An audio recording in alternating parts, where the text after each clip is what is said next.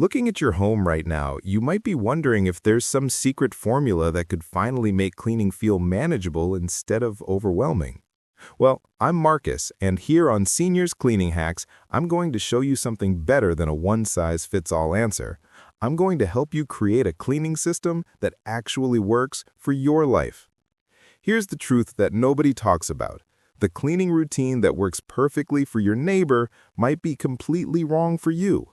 Your lifestyle, your energy levels, your living situation, all of these things matter.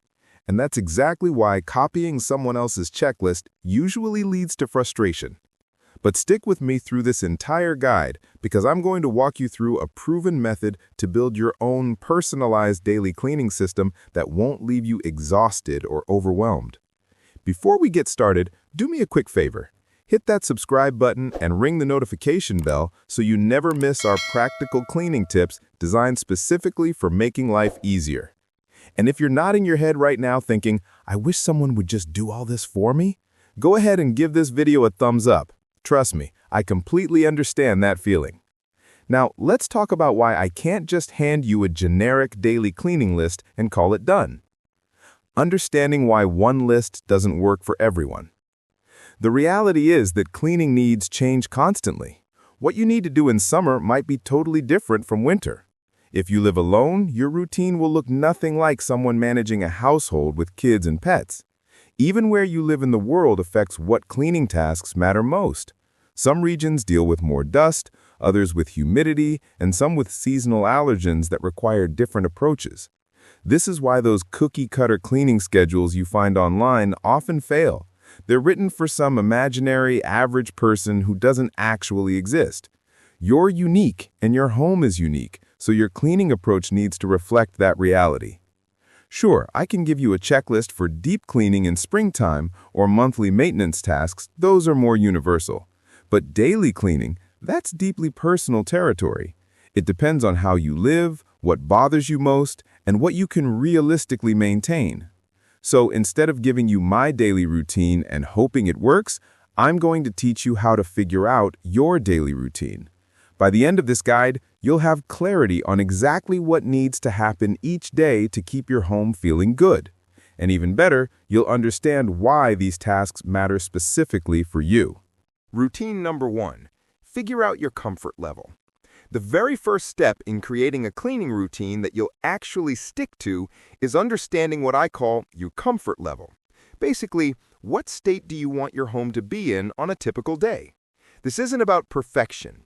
It's not about what your mother taught you or what you see on social media or what your friends expect. This is about what genuinely feels right to you.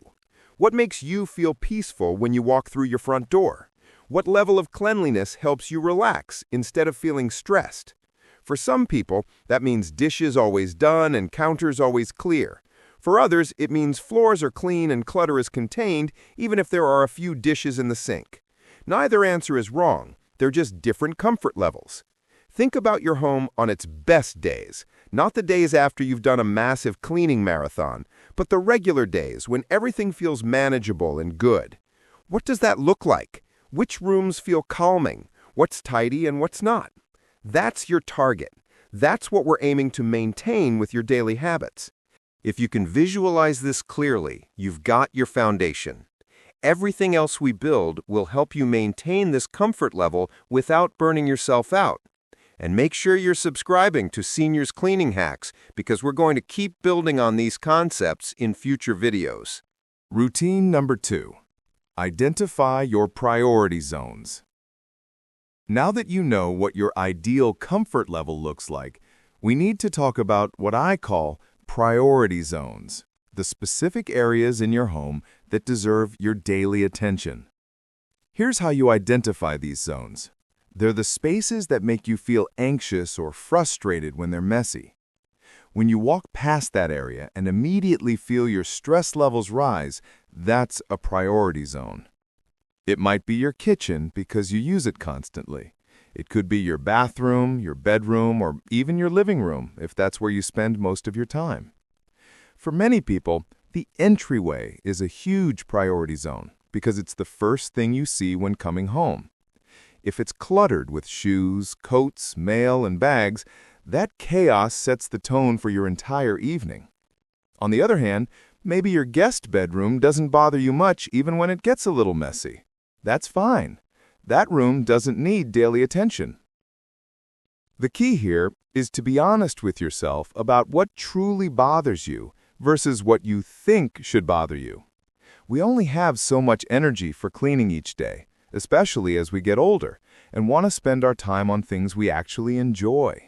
So focus that energy on the spaces that make the biggest difference to your peace of mind. When you're setting up your daily cleaning habits, these priority zones are where you'll concentrate your efforts. Ignore them, and you'll constantly feel like your home is out of control. Maintain them, and everything else feels manageable. Routine number 3. Know your cleaning personality. Here's something most cleaning advice completely ignores.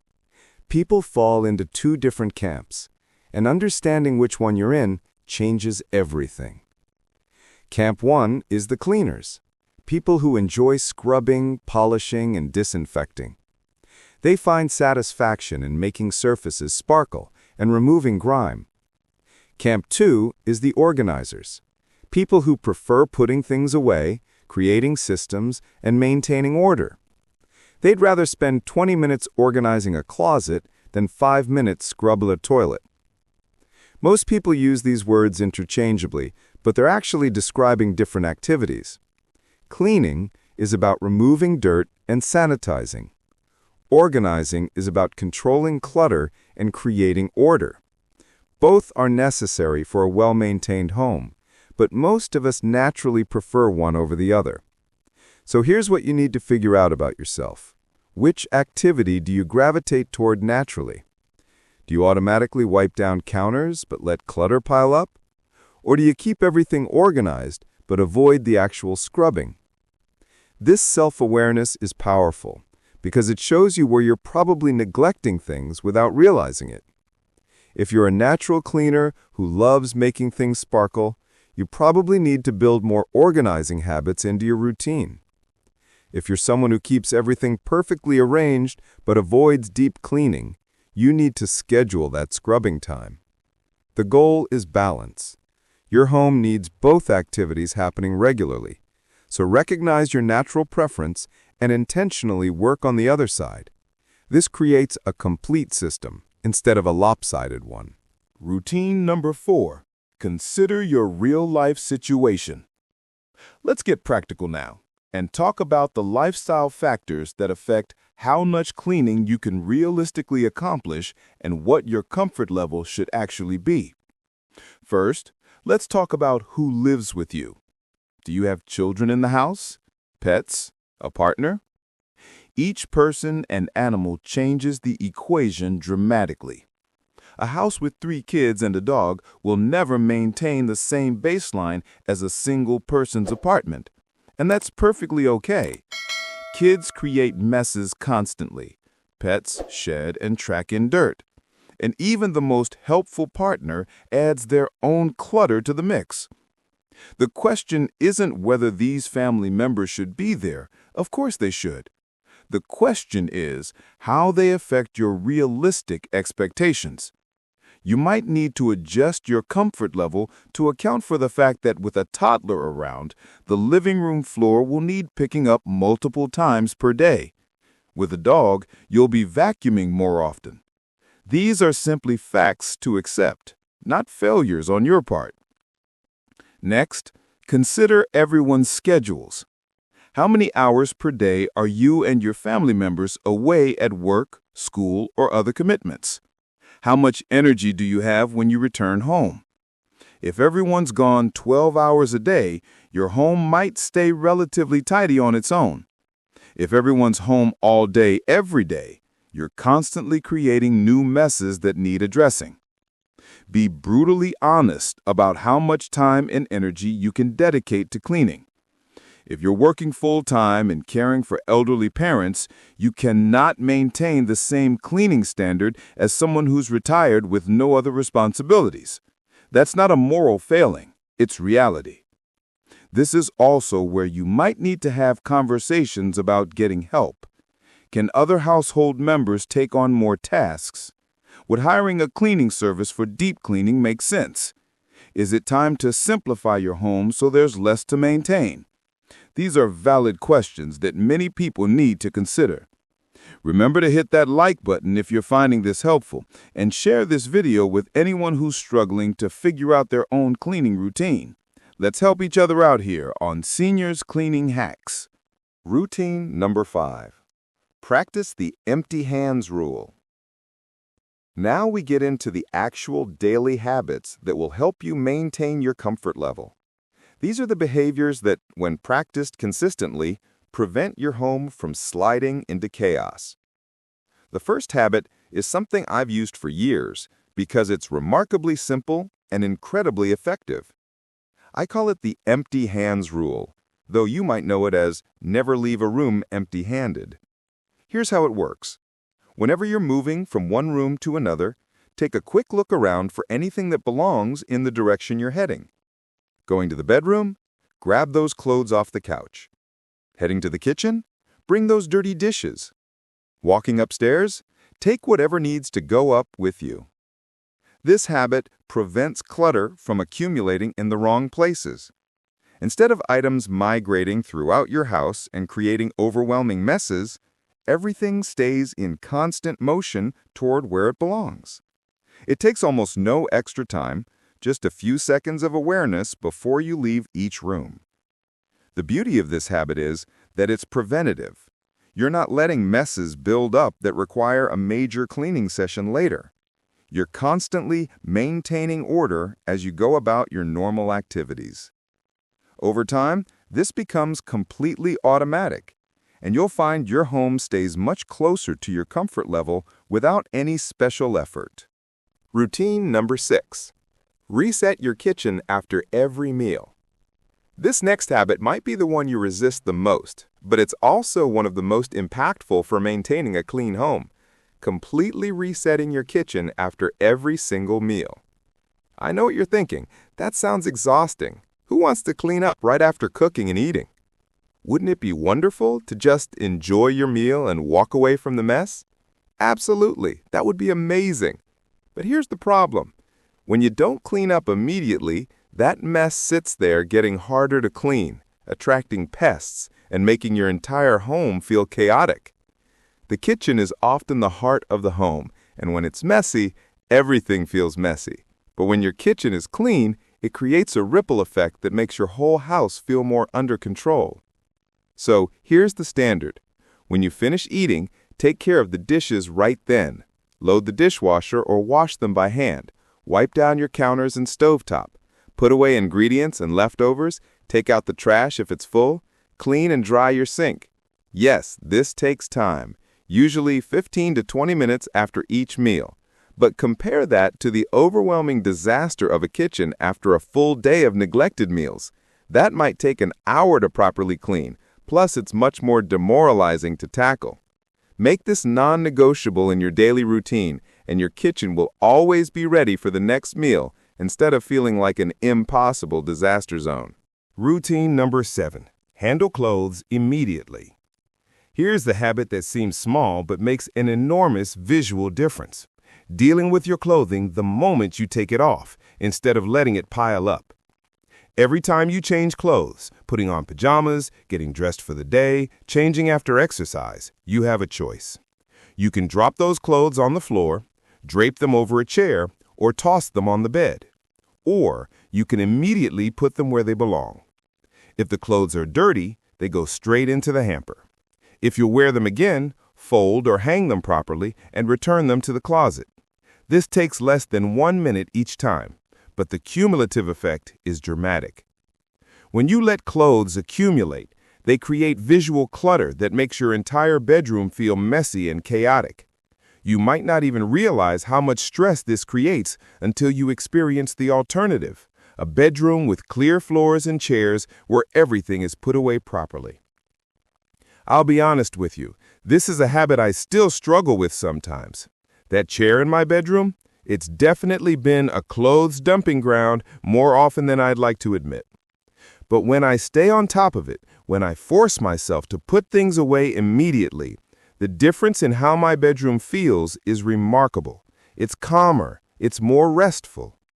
And I'm teaching my daughter Rachel to do the same, so she doesn't develop this bad habit.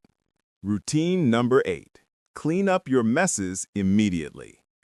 The final daily habit that ties everything together is what I call clean as you go.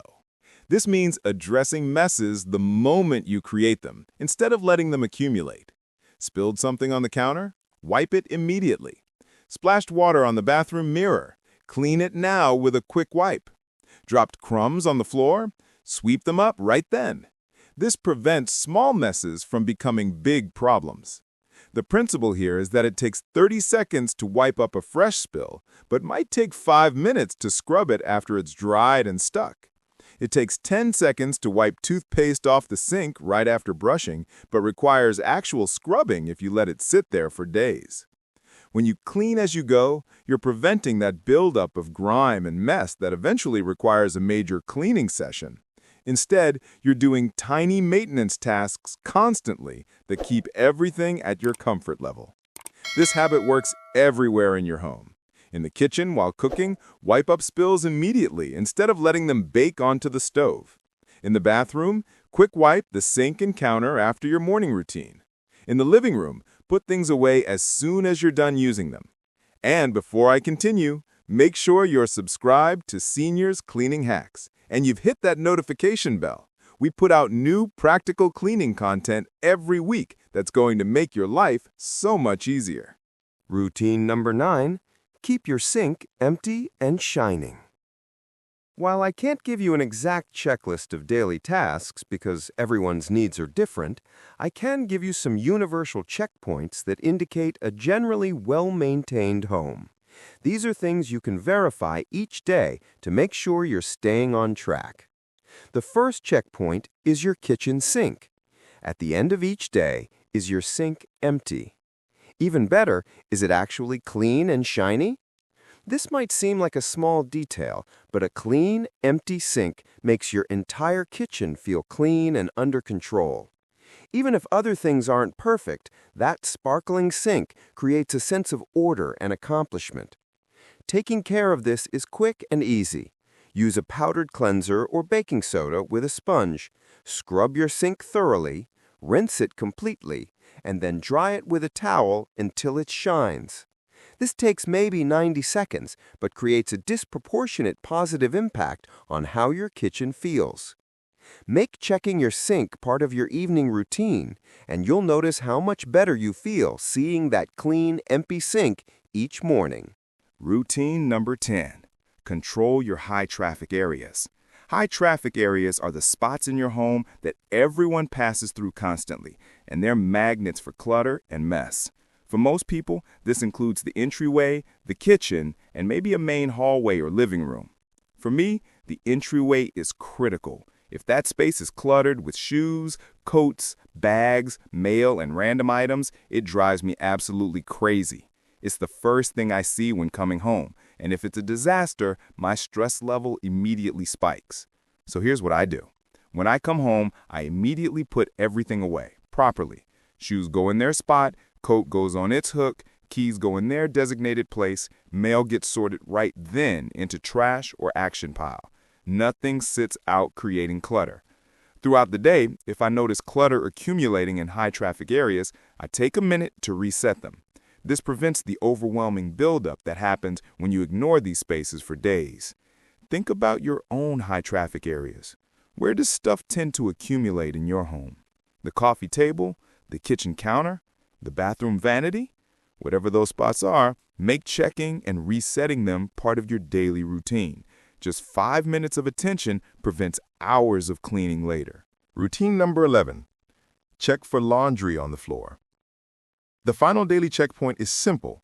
Look at your floors, especially in bedrooms and bathrooms, and make sure there's no clothing lying around. This connects directly to that earlier habit about handling clothes immediately, but it's worth having as a specific checkpoint. At the end of each day, do a quick visual scan. Are there clothes on the floor? If so, pick them up right then and put them where they belong. This is one of those habits that has a huge visual impact. Floors with clothes scattered around look messy and chaotic. Clear floors look clean and organized, even if other things aren't perfect. I'm working hard to instill this habit in my daughter Rachel because I want her to automatically put her clothes away instead of dropping them on the floor. I don't want to pass down that bad habit that many of us developed. So every day, I check her room to make sure the floor is clear, and she's getting better and better at this. You can do the same thing, whether for yourself or for others in your household. Make it a non-negotiable standard that floors should be clear of clothing at the end of each day. Bringing it all together. So now you understand why I can't just hand you a generic daily cleaning checklist. Your home, your life, your priorities, they're all unique. What I've given you instead is the framework to create your own personalized routine that actually works. Remember the key steps. Identify your comfort level, figure out your priority zones, understand whether you're naturally a cleaner or organizer, and account for your real-life situation. Then, implement those daily habits consistently, the empty hands rule, resetting the kitchen, handling clothes immediately, and cleaning as you go. Check your daily standards like the clean sink, controlled high traffic areas, and clear floors. When you put all of this together thoughtfully, you create a system that maintains your home at your desired comfort level without exhausting you. It becomes automatic rather than overwhelming. Before we wrap up, I want to ask you something. Drop a comment below and tell me, if you could permanently eliminate one daily cleaning task from your life, if someone appeared tomorrow and said they'd handle that one chore forever, what would it be? Dishes? Laundry? Bathroom cleaning? What's the task you'd most want to escape? For me, it's definitely dishes, not because I hate them, but because they consume so much time. Every single day, multiple times a day, there are dishes to handle. When I'm standing at the sink washing dishes, I'm acutely aware of how much time is passing, and that awareness makes it feel even longer. So yeah, if I could eliminate one daily task, dishes would be it. Share your answer in the comments, and while you're down there, smash that like button and subscribe to Seniors Cleaning Hacks so you never miss our practical tips for making cleaning easier and less overwhelming. Thanks so much for watching, and I'll see you in the next video where we'll tackle more strategies for keeping your home comfortable without spending your entire life cleaning it.